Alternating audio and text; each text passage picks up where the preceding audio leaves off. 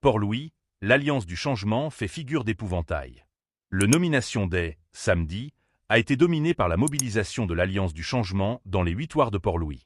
Alors que les candidats des autres partis se sont fait enregistrer dans la sobriété. 93 candidats brigueront les élections du 4 mai pour les 32 sièges à pourvoir au Conseil. À Huardin, les candidats de l'Alliance du changement s'étaient préparés en début de matinée. Hormis une certaine ambiance à l'arrivée des 4 candidats accompagnés des députés de la région, le Franck Richard SSS était relativement calme pour le Nomination Day. Idem au collège James Burty David SSS au Ward 2 où l'exercice s'est déroulé dans le calme. À Ward 3. Ce sont les candidates de l'Alliance du changement qui ont polarisé l'attention.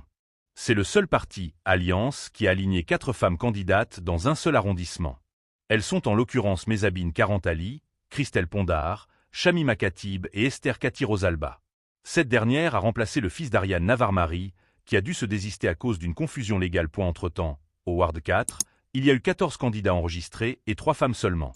L'une d'elles, Kaïna Anouar de l'Alliance du changement, s'est présentée aux nominations centre Ranganaden Sénévasen SSS, où elle a fait sa scolarité du cycle secondaire. Le Reform Party, l'Union Maury et République Citoyen Populaire ont aussi placé des candidats dans cet arrondissement. Au Ward 5, le rythme du dépôt de candidature était relativement lent avec seulement 3 candidats indépendants enregistrés à la mi-journée.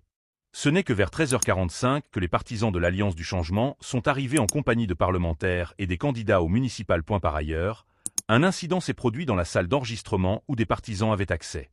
Ce qui n'était pas au goût des candidats du Reform Party qui se faisaient enregistrer.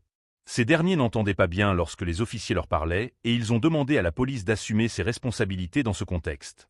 Selmi du Front Solidarité Mauricien, FSM, est le dernier candidat qui s'est fait enregistrer au Ward 5. Le Ward 6 est passé à quelques minutes de voir les 4 candidats de l'Alliance du changement d'être élus d'office. C'est à 14h47 que 3 membres du Reform Party se sont dépêchés au Villiers René GS pour faire acte de candidature.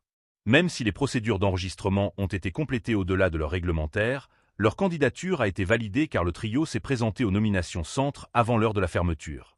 Dans cette configuration, l'Alliance du changement aura à coup sûr au moins un élu dans ce ward car les électeurs votent pour 4 candidats au municipal. À Ward 7, c'était le calme plat hormis l'arrivée des membres de l'Alliance du changement avant l'heure du déjeuner à Rochebois.